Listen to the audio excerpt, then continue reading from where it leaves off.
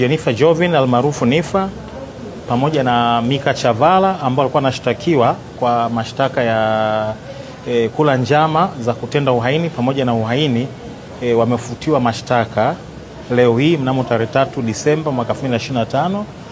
Wamefutiwa mashtaka na mkurugenzi wa mashtaka. Hapo awali tulishasema kwamba kwa mjibu wa sheria za nchi yetu almahususi kifungu cha 92 cha sheria inaitwa sheria mwenendo wa makosa ya jinai kama ilifanywa marekebisho mwaka 2023 sura ya 20, inampa mkurugenzi wa mashtaka mamlaka ya kisheria ya kufuta mashtaka yoyote katika mahakama yoyote hapa Tanzania. Kwa hiyo kwa kutekeleza madaraka yake hayo amewafutia almaarufu Nifa na mwenzake Mika Chavala, na mahakama kwa maana ya Mheshimiwa Arnold Yamuya amewaachia huru unless wanashikiliwa kwa sababu nyingine za kisheria, lakini so far hatufahamu lolote ile ambalo hawata wanashtakiwa nalo. Tunavyofahamu wamesha at least Nifa amesharudi nyumbani. Kwa hiyo tunashukuru kwamba at least ukurasa huo umefungwa kwa namna hiyo, ili sasa watu kama kuna kazi nyingine basi ziweze kwenda kufanyika sasa, lakini at least safari hiyo ya Nifa na Mika Chavala imeisha kwa namna hiyo. Kwa tunashukuru kwamba jahazi hilo limeweza kufika katika ukingo wake katika namna hiyo. Kwa nini asingewaachia kipindi kile na kuja kuwaachia leo? Namba moja ni yes, kifungu ni hicho cha 92 kidogo cha kwanza cha sheria ya mwenendo wa makosa ya jinai ambacho kilitumika pia kuachia wale washtakiwa wengine ambao waliachiwa kwa makundi kadhaa hapo awali, na pengine kama kutaendelea kuwa na cases nyingine za ambao basi ziko mahakamani, bila shaka kama na wao watafutiwa mashtaka, watafutiwa kifungu hicho. Kwa kifungu ni hicho almahususi.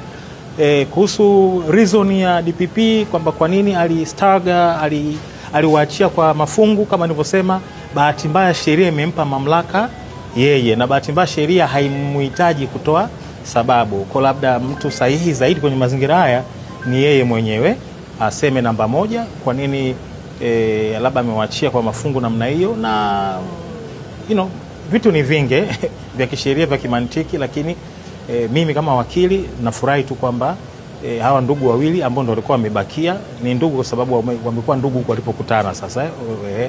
Kwa hawa ndugu wawili wameachiwa, na kama nilivyosema watakuwa sasa wanakwenda kufanya shughuli zao mbalimbali za ujenzi wa taifa, na sisi sasa kama nilivyosema tutapata nafasi ya kufanya mambo mengine, ili sasa la kina Nifa na Mika Chavala tunakuwa tumelitua kwa namna ambavyo tumelitua. Kwa tunashukuru kwamba kipande hicho kimeisha kwa namna hiyo. Na washtakiwa ambao walitolewa mwishoni mwa mwezi Novemba waliambiwa pia waje walipoti tena baada ya muda kadhaa. Vipi kwa Nifa, na yeye alipoachiwa leo anatakiwa alipoti tena kituo cha polisi ama amemalizana moja kwa moja? Ni mambo tu hayo kwa utashi wangu, ni mambo tu ya logistics.